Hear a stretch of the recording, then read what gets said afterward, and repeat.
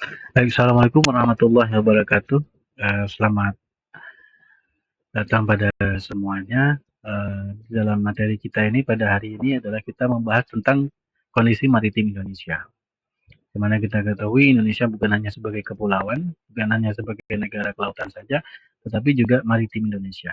Jadi kalau kepulauan sama kelautan itu membahas tentang bidang tertentu saja, bidang kelautan ya kelautan, kemudian perikanan ya perikanan, tapi maritim ini mencakup seluruhnya, kelautan, perikanan dan sumber daya manusia yang mengolah lautan itu sendiri. Sebagaimana kita ketahui bahwa Indonesia ini sangat luas. Jadi ada Pulau Sumatera, Kalimantan, Sulawesi, Papua dan Jawa ini dari Sabang sampai Merauke, dari apa namanya itu Indonesia ini juga memiliki banyak sekali pulau-pulau kecil, ribuan pulau kecil yang harus menjadi pembelajaran bagi kita. Kemudian kita lihat dulu keadaan maritim Indonesia saat ini. Apa yang dimaksud dengan maritim? Nah, maritim Indonesia itu adalah konsepnya mencakup seluruh aspek kelautan Indonesia, mulai dari posisi geografis kita yang terletak di antara dua samudra, yaitu Samudra Hindia dan Samudra Pasifik. Kemudian ada dua benua, yaitu benua Asia dan benua Australia. Nah, sebagai negara yang diperhitungkan di kancah internasional, posisi geografis Indonesia itu sangat penting dan sangat vital sekali. Kemudian karena hal itu juga, kekayaan sumber daya kita juga sangat melimpah. Dengan minyak bumi kita, dengan tambang timah kita, batu bara kita, kemudian seluruh kekayaan logam mulia kita juga banyak, kelautan banyak, semua banyak. Di Indonesia ini tidak ada yang tidak. Tinggal kita ini bagaimana sumber daya manusia kita ini ditingkatkan per tahunnya sehingga meningkatkan PDB per kapita kita. Kemudian peran strategis Indonesia di mata internasional sudah tidak diragukan lagi bahwa Indonesia sudah masuk dalam politik bebas aktif di kancah internasional.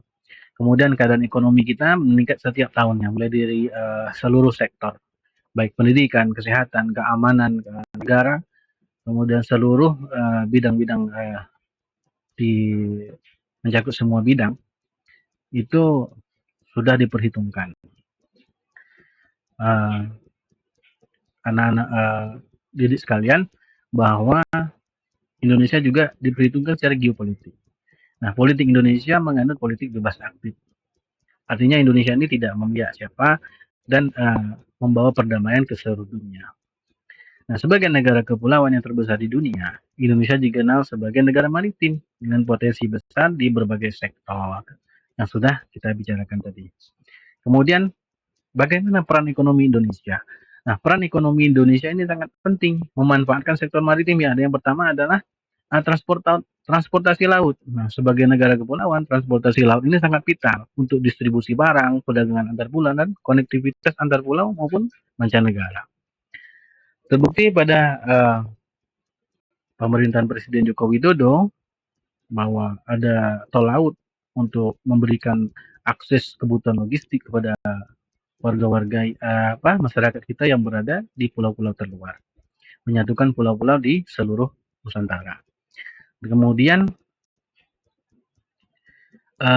di pemerintahan yang sekarang mudah-mudahan lebih ditingkatkan lagi. Kemudian kita lihat slide selanjutnya.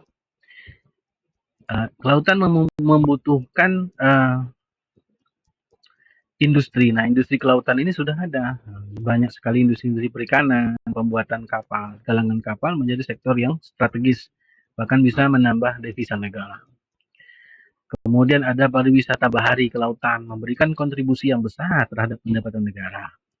Itu menjadi momentum yang sangat penting buat Indonesia untuk menjadi sebuah negara maju. Ini kita lihat di video ada pelabuhan peti kemas ya, seperti di Surabaya dan kota-kota besar Jakarta. Nah, tetapi itu semua menjadi PR bagi kita semua, tidak hanya pemerintah, seluruh elemen masyarakat. Ada tantangan-tantangan kemaritiman Indonesia. Yang pertama adalah illegal fishing. Illegal fishing penangkapan ilegal ikan secara ilegal oleh negara-negara lain. Itu sudah ditangani oleh Kementerian Kelautan dan Perikanan bekerjasama dengan TNI dan Polri. Kemudian ada unreported. Nah, itu unreported itu tidak ada pelaporan yang serius dari pemerintah pusat dari pemerintah daerah ke pemerintah pusat bahwa berapa pendapatan ikan per bulannya kepada pemerintah pusat dilaporkan, kemudian dimasukkan ke kas negara dan dimanfaatkan sebesar-besar kemakmuran rakyat. Kemudian adanya undang-undang, harus ada undang-undang yang mengatur tentang ekspor impor ikan. Walaupun itu sudah ada, tetapi diperbaiki sedemikian rupa sehingga memberikan dampak positif bagi warga negara. Kemudian ada ancaman terhadap sumber daya ikan kita. Apa ancamannya? Penangkapan ikan ilegal, kemudian pencemaran laut, limbah plastik kita. Masyarakat juga perlu diberdayakan agar tidak membuang sampah plastik ke lautan. Dan pencemaran industri yang sudah ada itu tidak diharapkan mempunyai smelter sendiri untuk mengolah hasil daripada limbah itu sendiri agar tidak mengancam ekosistem laut. Ini sebagaimana yang menjadi tugas pokok Kementerian Kelautan dan Perikanan, dan kita semua terlibat dalam hal itu semua.